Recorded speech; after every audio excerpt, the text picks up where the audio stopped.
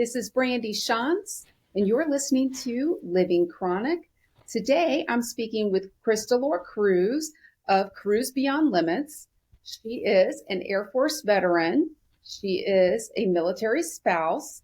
She is also currently up for the Military Spouse Entrepreneur Award this year.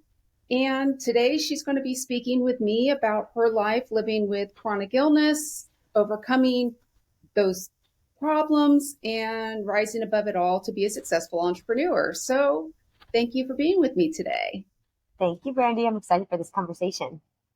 So, I've learned so much about you. You've had a lot happen over the years, starting with a rheumatoid arthritis diagnosis. So tell me a little bit about that, what it was like, and how long it took you just to even get the diagnosis. Yeah, so this happened actually back in 2005. I was an NFL cheerleader for the Buffalo Bills. And at that point, I thought I had made it, quote unquote, right? And Mm-hmm. at the young age of 22, I made it to the NFL. I was in my senior year of my undergraduate. I'm ready to go into corporate America. I'm good. I had just started my military career a couple of years prior.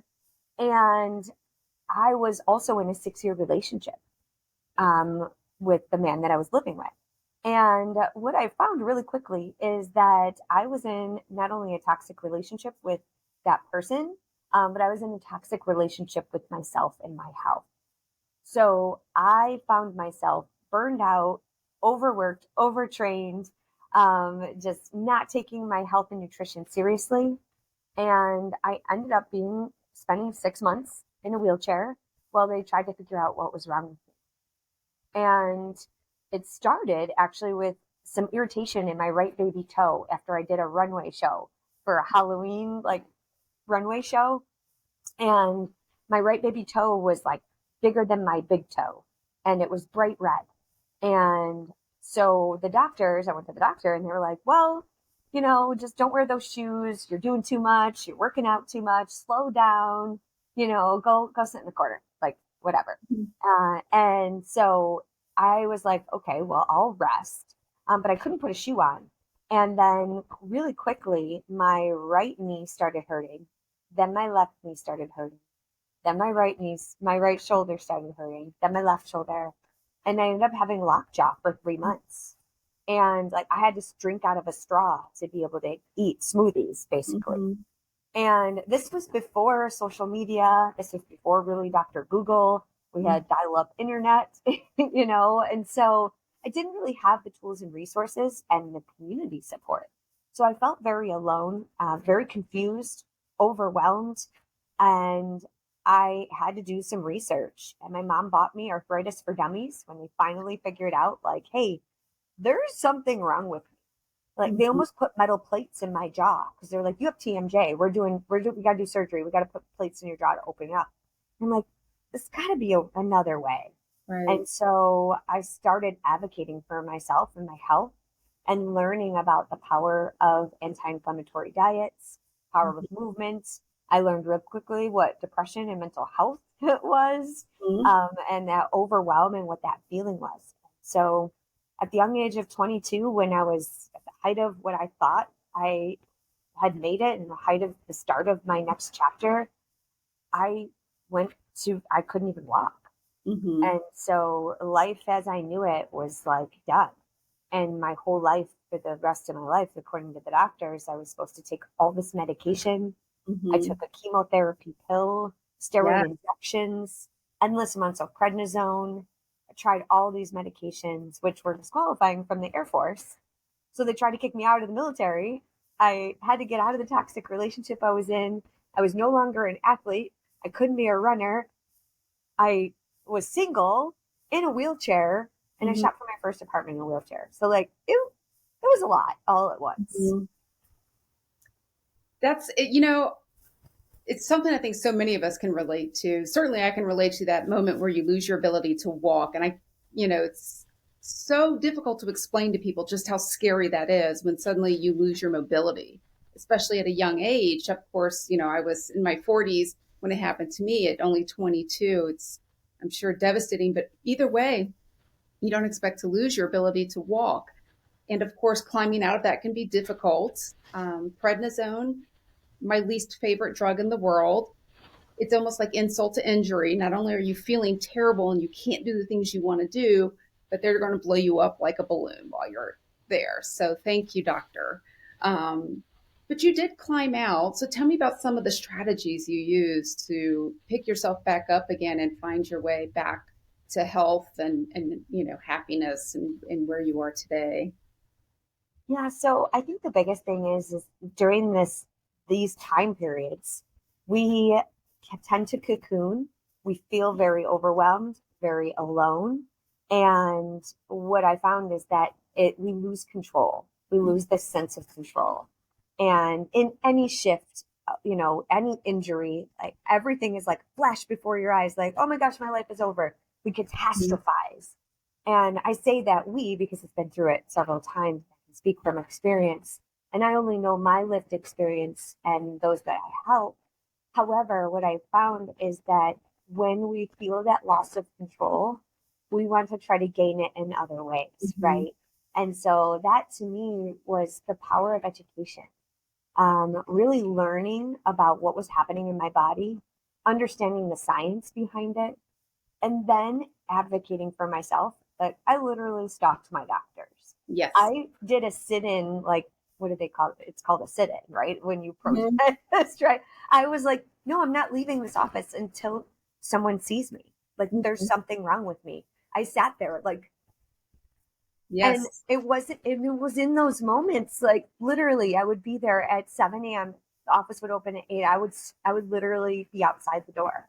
And my mom was this close to taking me to the Cleveland Clinic because we were just kept getting no answers, Mhm. no, like just tried so many things. And so really gaining the control of, I literally read Arthritis for Dummies, and just started learning what the heck was actually happening in my body. So that's one tip. Really, really, truly dig deep. And you can find anything on the internet. And then you can motorcycle. My apologies. I hope you didn't hear that. So I live downtown Louisville, and they like to like drag race here. Yes. Not so, but not the brightest thing. Anyways, so when we have this loss of control, we want to try to educate. And when we go to the internet, now that we have Dr. Google, Mhm. um, you can find anything that is going to meet the needs of what you're looking for.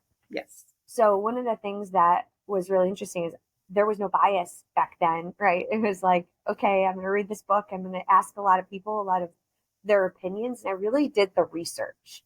And I found that, especially nowadays on the internet, you can find the complete opposite opinion. Yes. And Yes. there's so many other options out there. And it wasn't until I went to the emergency room when my whole leg was full of joint fluid from like it literally was like the top of my leg all the way down. Like I had cankles, and I'm not 5 foot yet. So I grew sideways in the wheelchair. I blew up, like you mentioned. And so I went to the emergency room and she's like, this doesn't seem right. Something doesn't seem right. I said, I know. This just doesn't. Like, I'm an athlete. I'm in the military. I'm an active. I'm an NFL cheerleader. Like, I'm a performer. I'm a dancer. This doesn't make sense. Mhm. And it was her, this angel, who said, you know what? Let's see what else is possible. Maybe there's another medication you can get on that Mhm. isn't disqualifying from the military, that is a little bit less abrasive and not burning holes on your insides, that Yes. probably is making you infertile as well. So, like, these were big deals for me back then. And Mhm. so, not only that, I had to get therapy to get out of that toxic relationship and recognize what was happening in my body and the grief of the identities that I was losing. And it was all happening all at once. Mhm. So, of course, it's like, yeah. So I had to get help. I asked for help. I got coached. I got mentored. I got support. And I started to build the advocacy for myself, for my health, and started to ask the questions like, not only like, is this possible? What does the rest of my life look like? Yes. Is it going to look a little differently? And what else is possible that I can challenge and change and get a second opinion and say, this still doesn't feel right. And one of the things that I recognized, and this is not to knock any doctors out there, however, if you're an athlete, and you can probably attest to this, Brandy, if you're an athlete, finding a sports therapist, someone that is an athlete or has been an athlete, it's a different mindset. It's a different recovery. We are like 1% of the population. So the doctors look at me like, what are you? Yep. And I'm not an obese, overweight person that isn't unhealthy like everyone else that might have these physical ailments. Right. And so I think that's one other tip that I might want to share is like, if the doctor is telling you to stop doing what you're doing, yes, listen. And there might be another way. Yeah, you're right. I often have said I think it did take me longer to get diagnosed with my reaction to Humira with the drug-induced lupus because doctors couldn't understand what I was saying. I was training for Ironman Chattanooga, and then all of a sudden I'm saying, well, I can't get back to running. I can only run short distances. I'm going much slower. I'm running an 8:30 pace. And they're thinking, well, that sounds great. You're fine. I don't know what's wrong with you. Rest something, take a nap. No big deal. So that's why I think that's why I went so long, or at least one of the reasons I went so long before I was finally diagnosed. It wasn't until I completely lost my ability to walk that a doctor was like, oh, well, maybe, yeah, she shouldn't be going from training for an Ironman to not being able to walk. This is something wrong. And the other thing I did learn is I couldn't really get somebody to listen to me and hear me until I changed PCMs, and my new PCM is an Ironman athlete. And he could Mm, hear me, when I said, look, I'm not myself. I want to get back to, even if I can never do marathons and Ironmans again, I at least want to be able to compete at some level. Maybe I'm doing 5Ks now. Maybe I'm doing 10Ks, but get me back to health. So it is so important to find that doctor who understands you if you're an athlete, because not every doctor does. They really don't. yes. And we identify our identity is that competitive athlete, Yep. right? And so the loss of that is really hard. That facing that, I roll an ankle and I'm like, oh, is it over? We all do. Every and but unless you're there, you don't quite understand that mindset, right? Of how big. Like I literally walk around with I call it hashtag bubble wrap. Like Yes. Don't touch. it's just a different way. It's not for everyone, but if you do resonate with that an identity, maybe it's in, maybe you're a dancer or maybe you play tennis and all Yes. of a sudden you have carpal tunnel and or tennis elbow and you can't do that anymore. Well, That's a huge part of your life. it's amazing when you are diagnosed with some of these things, when you're going through these difficult situations. And of course, unfortunately, what I've learned over this time is we're not unique. There are people all over this world who are just like us, who go years many times trying to get a diagnosis, and they're just losing out on their life. I look back and just view this chunk of my life as, was I there? Did it happen? Does it count? Do I get some sort of a credit for that at the end of my life? Like, well, that doesn't really count. Give her something back. But there's people who go through that, and we all lose something that we identify with. For me, I lost two things. The first thing I lost was my career, and I identified through my career, and I just didn't quite know what to do. So I grabbed on even stronger to the athleticism. So when I lost that, that's when I broke down. That was my final, oh, okay, that's it. And I'm still building back and coming back. And, of course, it's not easy. You don't just go to therapy, do your 6 months, done, I'm cured, moving on with life. It's every day learning how to be a new person and be the best person you can be in this body that you own right now today. And that is what you do with Crews Beyond Limits. You coach, you help people to get through those everyday things and understanding, hey, this is who I am today. So let me be the best person I am today. And Mm-hmm. I've heard some great stories from you about that. Especially about, when we all kind of fall off the wagon a little bit, right? Because sometimes it's just too hard.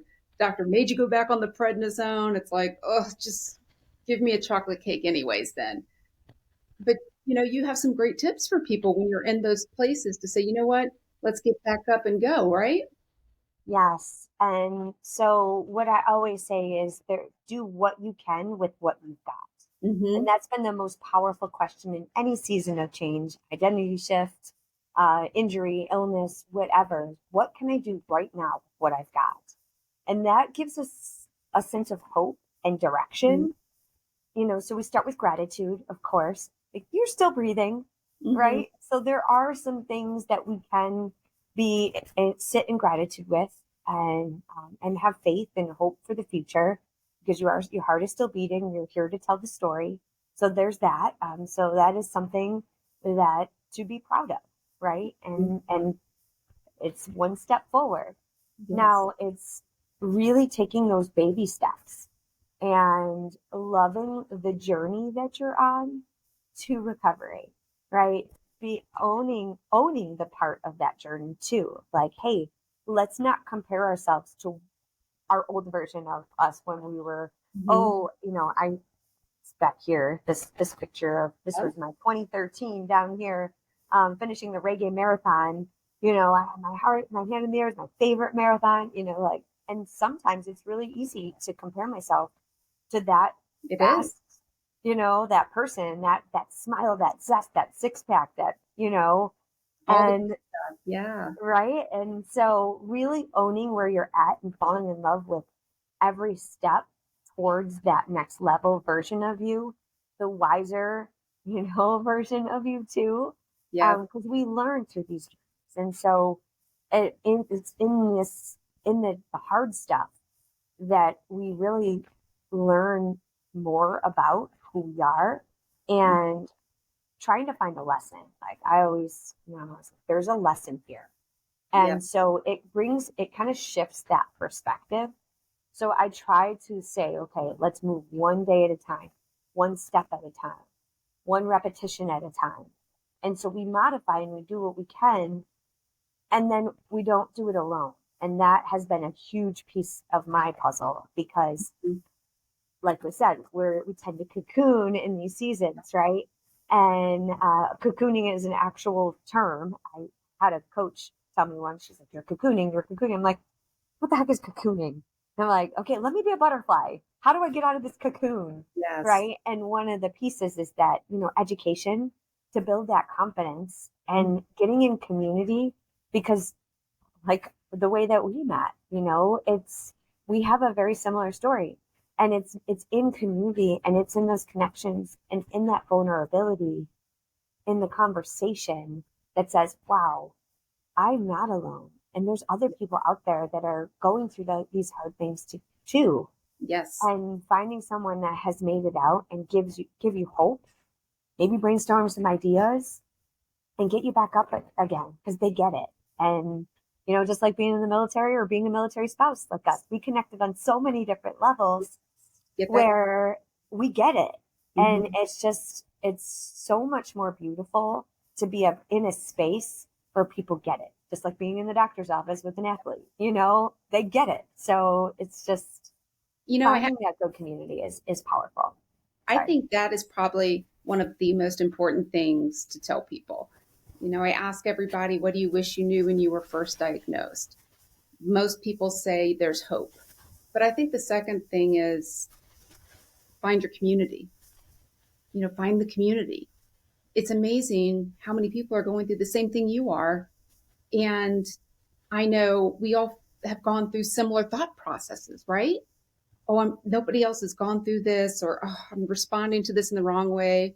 You always see on the news. I always talk about the inspirational stories. I just hate them sometimes. Like stop showing me this inspirational person because I feel worse. I haven't wrote a book yet. I didn't, stand up and overcome. I'm still in the darkness. So find your community because that's where we find out that other people too have felt worthless, suicidal, like they've lost. who they are as a person and can never get it back, have felt hopeless. And when you can connect with those people and understand that you're not alone in feeling that way, I think it's a great help and a support system. I always say, I don't think I would have made it through what I just went through this time. I've picked myself up before. I don't think I would have made it through this past time if I had not started the podcast, because it's helped me to meet people like you and understand we're all in this together. So find your community, join a group, reach out, you know, look through the notes of all my podcasts. There's so many great people.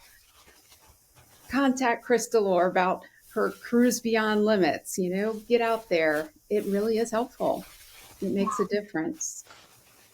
And Now, you, oh, go ahead. I was just going to say one more thing to add on to that into the community. Like, you got to find your recipe of your daily non-negotiables, Yes. because you have to hold yourself accountable too, Mhm. to and open yourself up for the opportunity to learn and grow one day at a time, right? So yes, we have to feel and deal with all the emotions, but in order to heal, we have to take action, Yep. right? And so finding out, like, what are small actions can I take? And that might just mean, like, I'm going to take a shower. Like, Yep. I'm going to move my body. I'm going to get outside and get some vitamin D. I'm going to go for a walk if you can, right? There's things that you can do. You're going to walk the stairs twice today, something small, because the brain, right? If when you're in those moments, you're comparing, you're in the depths, you're in the trenches, you feel very alone. We tend to beat ourselves up like we're not moving forward and we're going backwards. So we Yes. need to trick our brain in a sense to say, hey, let's do a couple good things today that can feel like a success, and Hmm. then piece those together, piece seven of them together. And Yep. then your brain is going to start to fire differently, especially if you're moving your body and Yep. getting your heart rate up. That will change. And as an athlete, Walk the outside impact and of get that. that vitamin D, even if it's Yes, just a walk. Get that exactly. vitamin D every morning. I also learned something new myself recently. I did a podcast episode with a yoga instructor who also deals with chronic illness, and she taught me the word ahimsa. And I don't know if you've ever heard that, but it's Sanskrit and it means no harm. Mm. And so she uses that principle, no harm. So don't be too hard on yourself because that's harming yourself. If you're already down and you've got the prednisone and you're feeling bad and you're blowing up, don't add to it by just, sitting on the couch, drinking a whiskey and eating a chocolate cake. Try to eat something that might make you feel a little bit better. Try to do that little extra. But you know what? If you do shovel the cake in your mouth, that's okay. That's been done. Do no harm. Don't be too hard on yourself. And I really loved that concept. Don't you think that's just really So beautiful. insightful? It really is. I just really loved that concept. It meant so much to me. It was something, I have to say, it was life changing. I thought, yes, that is the right attitude to Yes, it's a have. fine line of that grace, right? That grace and space, as what Yes. I always like to say, in that really that self-love journey. And just, it's a fine dance, right? Of Mhm. nourishing the body, the only one you get to live in, right? Yeah. And so you're with it for life. And I always say, like, I'm an emotional intelligence coach as well. So the longest conversation is the one that we have with ourselves. Yes, So, and we could be really, really nasty to ourselves. we can. And so, really trying to be conscious of flipping the script on some of that negative self talk and just really giving yourself grace. And it's a fine dance. Like, Mhm. we're not going to have, it's not rainbows and butterflies every day. In fact, most even athletes, and maybe we can talk about this too, is most athletes at their best, they're they typically have more bad days than good days. Yes, that's true. There's always that, So, there's a bad run, just you aren't moving the way you want to, something happens, and you just got to get up and make it better the next day. I mhm. have to say, I think the military, something else we share, and being an athlete are two things that have prepared me for having to pick myself up again and make it work, because you do have those bad days And, you know, I've realized as I've gone through this that the most important lesson you can learn in life is failure. I never had children, but I tell my friends now who do have children, let them fail. Mm-hmm. Let them fail. Let them figure it out on their own. They still need a boost, walk over there, boost it a little bit, but they got to learn how to fail because it's the only thing that's kept me going. Honestly, it's the only thing that's kept me going because I know how to fail. And I may take a moment and you don't want to talk to me, leave me alone, but let me take a nap. I'll get up and I'll be fine. I'll get up and I'll be fine. Those Mm-hmm. are the important lessons to learn. And you, like you've had to pick yourself up multiple times because you had that terrible experience with rheumatoid arthritis and the wheelchair, losing your ability to walk. And you you build yourself up, and then cancer. So you had to do it all over again. And I know how hard that is. That's not easy. It's one thing to pick yourself up from a really difficult situation once, but twice. That's hard. It was actually 3 times. So that's Yeah. the third one. Oh my gosh. This, Yes. yeah. So, but to your point, it's hard. Mm, However, and that's why I really focus on creating your recipe for success of your non-negotiables because I've had to put this into practice, right? And one of the things I really loved about your share just now is your awareness of what you needed.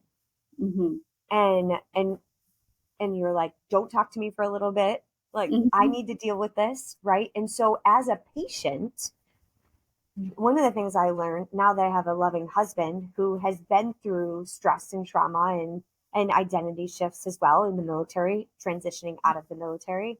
That was number two, was my transition off of active duty, back into civilian life and moving away from my friends and my family and everything I knew. And that's when I started my business, right? I started to ask myself that question. What can I do with what I've got? However, I have learned that I know what I need now because I developed my toolkit mm-hmm. of resilience, Yep. right? And so that's what I train people to do is I give kind of a structure for those that don't have the structure and they are cocooning and they don't know how to get out. So I help them blossom as a beautiful butterfly.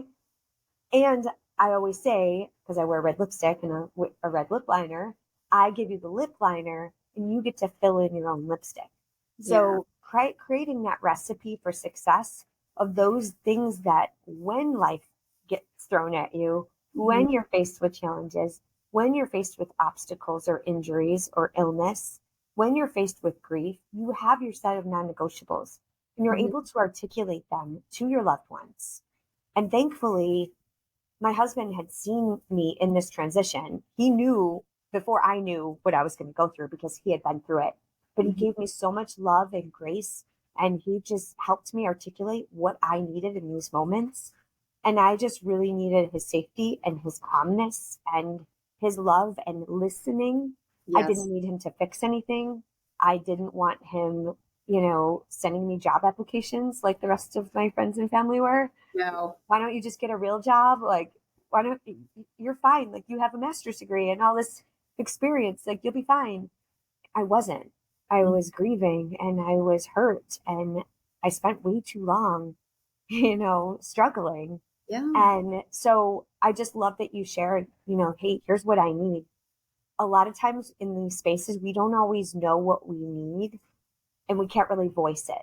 Yep. So I help a lot of women.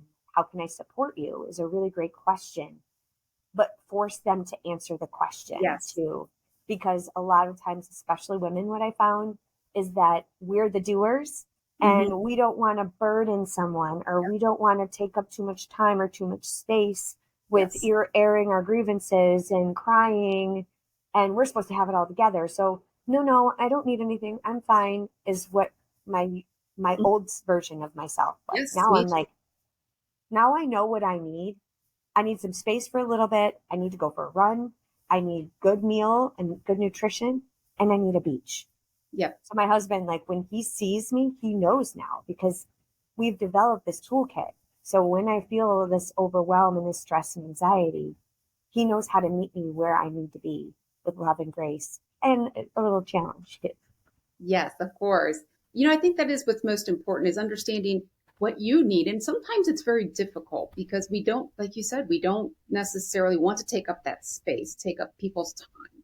So we don't think about ourselves and, how do we care for ourselves? I know how to care for others. I've got my three dogs. I know exactly what they need at all times. Each one's different. And I understand that. I know what my husband needs. But what do I need? Mm. And it did take me time to learn more about myself and understand that I'm a time person. I'm not a talk it out immediately person. I'm a leave me alone, let me settle in, let me be far from everything for a minute, and then I'll re-engage once I've had my time to myself. But I have to have that time to myself. And I think it took me a long time to learn that. So, and again, when you talk about space and grace, give yourself that while you learn what you need to get through these things because you do have to learn how to fail. It's a lesson. It's a real lesson in life. It's not just, oh, I failed. This is terrible. No, this is a big time lesson in life. You got to fail. You got to fail a couple times, keep it going because that's how you learn who you are as a person and how you overcome. And that's the hard stuff that I learned, you know, that's the real tough stuff. You just got to dig in deep. Mm-hmm. And your business, of course, is doing great. I believe in coaches. I believe in therapy. That's a lot of how I've gotten to where I am now. I'm still working every day. There's days I feel it's just monumental just to get out of bed. So it's a toolkit every day. So I believe in coaches, and you have done so well that you are now up for the Military Spouse Entrepreneur Award. So tell me a little bit about this award. I love a good award. Yeah, so they're a really great organization that I paired up with a couple years ago was the Association for Military Spouse Entrepreneurs. And in the military, we love acronyms, so it's actually pronounced AMC. Okay. And so it really provides, it's a nonprofit that provides a lot of support and tools and resources for military spouses to build their business. Mhm. And that is PCS proof. For those of you who are not military, PCS means permanent change of station. So when you move, you have to get a new job. And a lot of times the spouse kind of takes, they always take the back seat, not always, but a lot of times their needs, their career takes a back seat. Mhm. And in my case, that's what happened. And so when we moved away, I was stuck. Mhm. And and so these resources has really helped me to be like, wow, there's hey, they get it. There's Yep. other military spouses out there that are like, I don't want to keep moving and rebuilding my identity every time I move. Mhm. Let's try to start a business so that we can have a legacy and I can have my own career and lifestyle and something that really brings me light, brings me joy, and can make me a valuable partner in this relationship. And so there is a lot of tools that this organization provides. And one of the things they're going through a big growth opportunity right now, which is amazing. It's been beautiful to watch it as an Mhm. entrepreneur, right? And as a Yes. military spouse, to be able to be with an organization that grows. And so I've been watching the growth and building my business and scaling my business. And one of the things that came up recently was this award, which I didn't, there was an opportunity for you to self nominate. But Mhm. what was really cool and really special was one of my team members, one of my assistants, is a fellow military spouse. That's And great. I employed her on my team two Mhm. years ago. So she helps me with some social media and some tracking and analysis Mhm. on the backside. And then she just recently, about 5 months ago, started her own business. Oh, that's So great. she's grown through the program and grown on my team. And she's the one who put me in for this award. She's like, hey, I just nominated you for this award. And I was like, holy cow, no way. That's And so I made it to the finals, and here we are. When I'm selected, right now it's a voting process. And so I made it to the finals, and now we have to vote every single day. It's free to vote. And on July 6th, I believe, is the end of the contest where they pick the winner, and the winner goes to Fashion Week in New York, Oh, wow. photo shoot for Stars That's and Stripes amazing. magazine, a spread, a business incubator with potential for exposure or investments. That's a So it is a really big deal, and I'm super honored to even make it this far. So we'll see what happens. I'm Yes, well, super good excited. luck. I've already voted for you. I will put your voting link in the transcript of this podcast and on my website so everybody can find it. And in addition to that, where else can we find you? My website is the best way just to see what I'm all about. There's a lot there. I have multiple areas of my business and ways to meet you wherever you're at in the world, wherever you're at in your fitness journey. I host retreats. I have masterminds. So my website is crystalorecrews.com. It's KrystalOreCrews.com, and I'm on all the socials. So follow me, send me a message. I just love to connect and help support in any way. I am a human. I put my pants on today, and just like you did. And so I really love when people reach out and just share their insight, and I will respond and I will help address your concerns and meet you where you're at or connect you with someone that can help you. So thank you so much for No, letting me share. thank you so much. This has been so great. And hopefully, I can have you on the show again and we can talk some more about what it's like after you've won this award and where you're going next. So, thank you again for being on the show. And I will have all your information on my website as well. Awesome. Thank you so much, Brandy.